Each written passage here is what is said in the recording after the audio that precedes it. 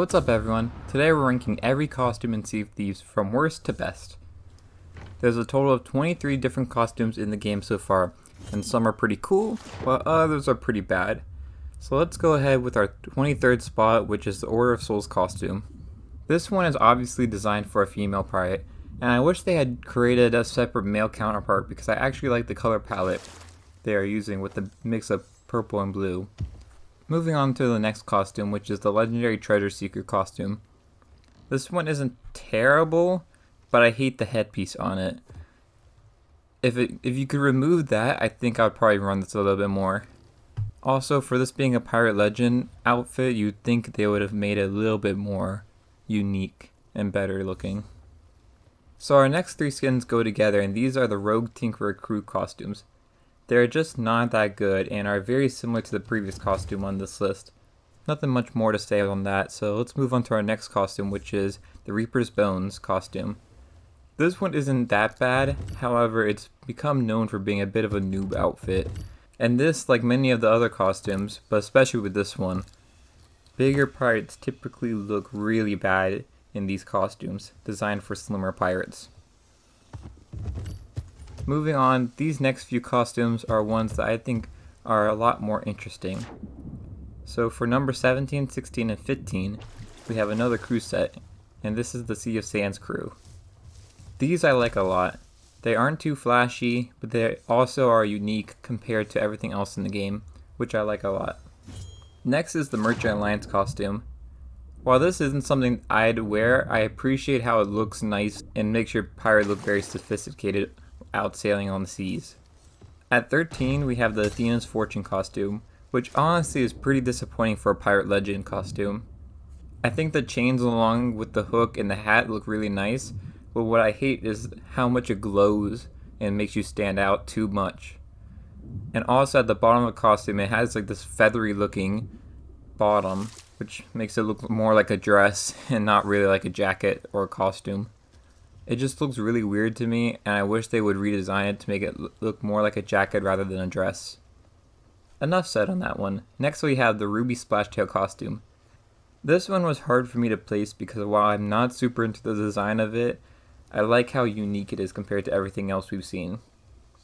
It also is pretty funny to use as a bit of a meme outfit. If you get killed by someone running this, your soul dies just a little bit. And that's a fact. You're fake news. Next we have our last crew set, and this is the Soul Flame crew set.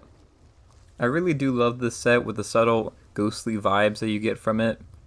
It looks almost like it's a prisoner outfit to me. My favorite out of this set is the third crewmate costume. It just looks very nice, simple, with a few little aesthetic things that are different from what you can get from anything else in the game. At number 8 we have the Gold Hoarder's costume, which many may disagree with this placement, and that's okay. This one is a really nice costume. I love the gold covering the outfit, especially the hat and the gloves. It's just a very clean outfit that's very easy for a lot of players to access, and doesn't look too bad. Not much more to say on that. So moving on to number 7, we have the Rogue Tinkerer Captain. I really wish they gave us the option to not have the headpiece, because I think the rest of the outfit looks great. His robotic arm is really cool along with his prosthetic leg. This is just a really cool engineer-y tinkerer type of set, as the name would imply. Number 6 we have the Sea of Sands costume, which is really unique, just like the crew set. My only problem with this one is that I find it looks very bulky when you see players running it. This makes it not very good for stealthy type of gameplay, but in general this costume is really awesome looking. At number 5, we have the Shrouded Ghost Hunter costume, and wow, can I just say this one is really creative.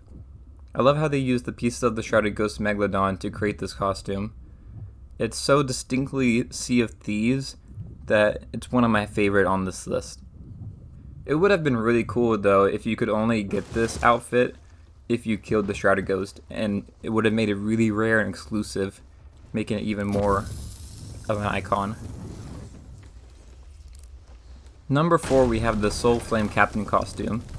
This one released last year during Halloween, and you could get it in-game using gold, and you didn't have to be Pirate Legend. Now if you want to get, you still have to be Pirate Legend. This one actually lives up to the name of being a legendary costume though. While I really like this costume a lot, it is one of the bulkiest and the flashiest costumes on this list.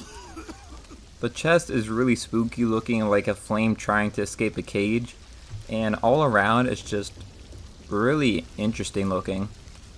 Number 3 is one of my favorites. The Lunar Festival costume is one of the only few costumes I think both look great, but also is very stealthy.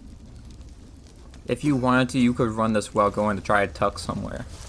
This costume comes with 2 different variants, and I think both look really good. You have one where you can put the hat on, but I prefer the one where you have the hat on the back, almost like it looks kind of like a shield in a sense. Number 2. This one, when it came out, I remember being very hyped up, and this is the Bone Shoulder costume. At the time, it was unique for being the only way to make yourself look like a skeleton in-game. However, for me, it just doesn't hit the mark like our number 1 costume is. So with that said, let's go ahead and name our number 1, which is the Dark Warsmith costume. This is another skeleton costume, but this one I think looks a bit more interesting with the black and gold coloring mixed with spots of bright orange. It gives you more of like an Ashen Treasure vibe. If you look like, say, at an Ashen Captain's chest, it basically has the same sort of color palette as that. This outfit definitely should have been in the Season 1 Plunder Pass, along with the other Dark Warsmith cosmetics. But even though it wasn't, it still doesn't take away from this being a really good looking costume. That's it for our list. Let me know in the comments which costume is your favorite, and if you enjoyed this type of video, make sure to like and subscribe, and let me know what other types of lists you'd like to see me make about Sea of Thieves. And until next time, I'll see y'all later. Bye y'all.